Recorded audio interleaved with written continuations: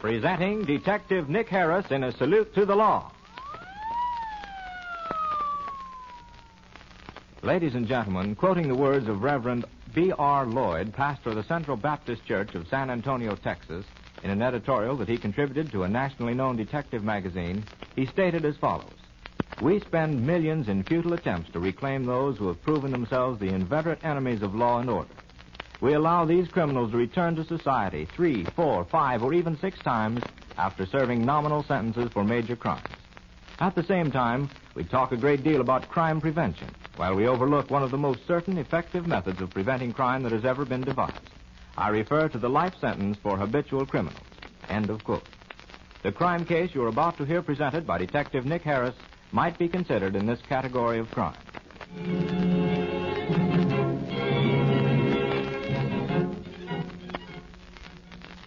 Few people realize the work that goes into the business of catching criminals, the hunches that must be played, the questions that must be asked, and the dangerous risks that must be taken. Usually, when you hear of a crime, you hear first that it has been committed, then that it has been solved, if it has. You hear very little of the efforts of the police and detectives who solved that crime. Today, we are going to take you to a crowded downtown street corner to see the law in action. Pardon us, lady. Here, let go of my purse. You got it, kid? Yeah, Oh, let's go. Okay, stop, whoever stop. run for it. Here, give me back my purse. Police! Police! Lady, what's the matter? Why, that boy, he stole my purse. Catch him. Why, that little thief. Oh. All right, son. Where do you think you're going? Here, let go of me. What are you jumping on me I have for? an idea that purse you've got under your coat might have something to do with it. However, let's see what the police say. Come on, I'm taking you down to headquarters. All right, son. Now, what's your name? Frank Dermott, Your age? 19. Awful young to go to prison, eh, Britt? That's right, Casey. You sure you don't want to tell the name of the man that was with you? I don't know, I tell you. Where did you meet him? In the Civic Center. Me and this fellow and another guy was hanging around, got to talking. Well, what other guy? I don't know his name either. This accomplice of yours is a lot older than you, isn't he? Sure, he's a lot older. He told us we could make some easy money snatching purses. Hmm? I've never snatched one, so I thought I'd try it. I got caught. Now, what are you going to do with it? Okay, son, take it easy. Well, Britt, there you are.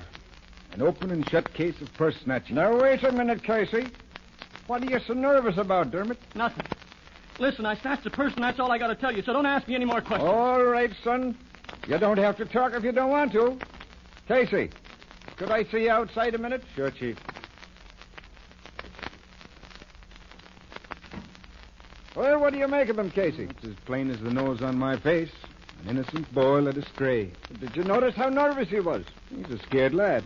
He's so nervous that it makes me think there's something more to this case than purse snatching. Well, I don't like to dispute you, Chief, but I think you're trying to make something out of nothing. It's a plain case of a lad needing a little money and trying to get it the easy way. Maybe so, Casey. But you get a picture of him. Take it around to a few of the joints and see if you can't pick up the older fella. And then call on this kid's mother. Okay, Chief. But it's against my better judgment. I still think it's a plain case.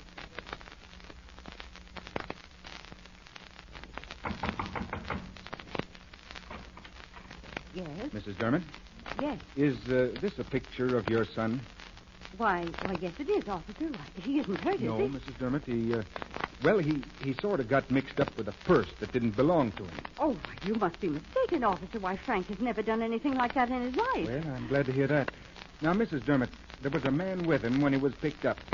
Do you happen to know who that could be? Why, I haven't the slightest idea. Why, where is Frank? He's in jail, but you can go see him. Now, one more question, Mrs. Dermott. Can you give me the address of some of your son's friends? Oh, why, yes. Frank's best friend is Kenny Roberts. He lives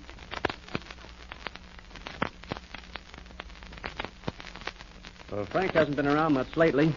I saw him hanging around Jenkins' pool hall the other night, though. Where's that? Well, let's see. I've seen that kid in the picture around here a lot lately. He's been hanging around with a fellow named Jake Morton. If you ask me, I'd say Morton is no good. That's what I thought. Now, where does this no-good bum live? I don't know, but he'll be in here. Well, when he comes in, tell him this boy Dermott is in jail and would like to see him.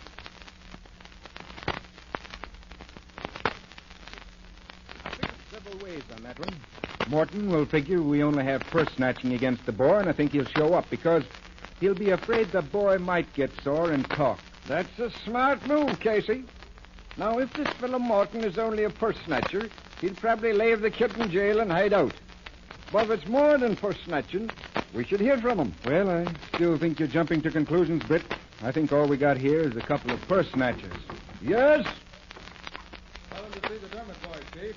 There you are, Casey. I'll be. Send him in. Come this way, buddy. Thanks. Hello, Chief. My name's Morton, Jake Morton. I understand a young friend of mine is in a little trouble. That's right, Morton, and so are you. Huh? You're wanted for purse snatching. That's ridiculous, Copper. Would you mind explaining the charge to me? Not at all, Morton. Wait a minute. Casey speaking. It's Jenkins at the pool room. Why, yes. Martin came in here, and I told him you wanted to see him. He acted kind of funny. And he went into the back room, and when he went out, he wasn't wearing his hat. Yeah? Well, I went back there, and I found his hat. It's buried under all the paper in the trash can. Good work, Jenkins. We'll send a man out there right away. Okay, I'll be here. Thanks. Well, Britt, we've found the hat we were looking for. Good. Morton, do you want to tell us where you got that hat? That guy Jenkins is lying. Well, Casey, I guess you better give him the third degree. Looks like that's the only way to get the truth out of him. Come on, Morton. Now, wait a minute, Copper. Your cop's got it on me, all right. That hat gives me away, I guess. I might as well tell you the truth. Go ahead now and get it off your chest. Well, I slugged an old guy, see? And that's his hat. Well, now we're getting somewhere, Britt. Go ahead and tell us just how it happened. Well, me and the kid got a little high on some of that 29-cent wine, and then... What kid? Well, his name was Gray, Ralph Gray. Go ahead. Well, like I was saying, we got a little high, and we was standing in this alley when this guy Carpenter comes along. Carpenter? You don't mean Jack Carpenter that got hit on the head and rolled for his clothes and money, do you? Yeah. That's him. Oh, but that guy wasn't even Go hurt, Britt. ahead, Morton. What about this Ralph Gray? Well, he's a young fella, see? About 23. Sandy hair, about 5'11". He's got a little mustache. Well, where could we find him? I don't know. Oh, yeah, he hangs around Jenkins' pool hall once in a while. Okay, let's go into my office, Casey.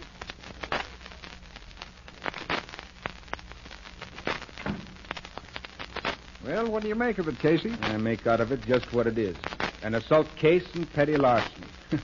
Swell detective you turned out to be. No, that's where you're wrong. This Morton bird talked too fast and too easy. He's hiding something else. What makes you think that? Look, Casey, Morton says that this Dermot kid wasn't even in on the rolling job. But you'll have to admit that the kid was scared to death. But why? Because he knows about some crime that's worse than rolling or purse snatching. Now you go out and round up this fellow Ralph Gray. Just as you say, Chief. But I personally think we're in for a while. Later on that night, 2 radio police officers picked up Ralph Gray from Morton's description of it. At the first stop sign, Gray jumped out and made a run for it. They could have shot him, but instead they chased and caught him. He wasn't in jail 2 minutes before he took 2 strychnine pills. They took him to the hospital and pumped out his stomach. Then he made a dash for freedom. He jumped out the second-story window and landed right in the middle of 6 officers who took him back upstairs. When questioned, he said he didn't live anywhere, just slept wherever he could find a place. Casey and Britt took his picture and showed it around all the shady spots in town in an effort to find out where he lived. About noon, they ran into a fellow who said he knew where Gray lived, that he would take them to the house. I don't find anything important in his clothes, Britt. Anything in that letter? Oh, no, just the usual letter from home, and it's from his cousin. Now, wait a minute. There's something in this last paragraph. Now, listen. Now, I hope you don't get drunk sometime and shoot off your mouth about that thing that happened in San Diego. Because if ever you do, it'll be too bad for the both of us. Yeah. What do you think he means? Well, I got it, Casey. Gray has already shot off his mouth to young Dermot and Morton. Sure. But he said, boys, I'll let you in on a little secret. I just hung me old mother. You can't tell, Casey. They talk when they get liquored up. Come on, let's get back and have a talk with Morton. I still think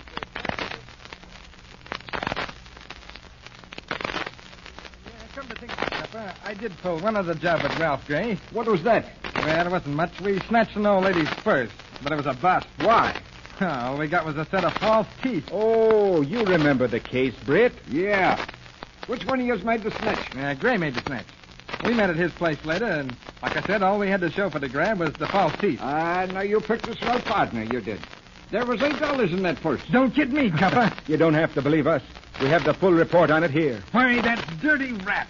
I should have known better than to team up with a guy that's hot. What's he wanted for? Oh, I don't know. Some job down in San Diego. Well, you might as well tell us all you know, Morton. You know this Carpenter case could be a serious rap. And what do you know about his cousin in San Diego? His cousin? You couples must know as much about this as I do, huh? We do. Only we want to hear the old side of it. Yeah, well, all I know is what Gray told young Durbett and me one night when he was drunk.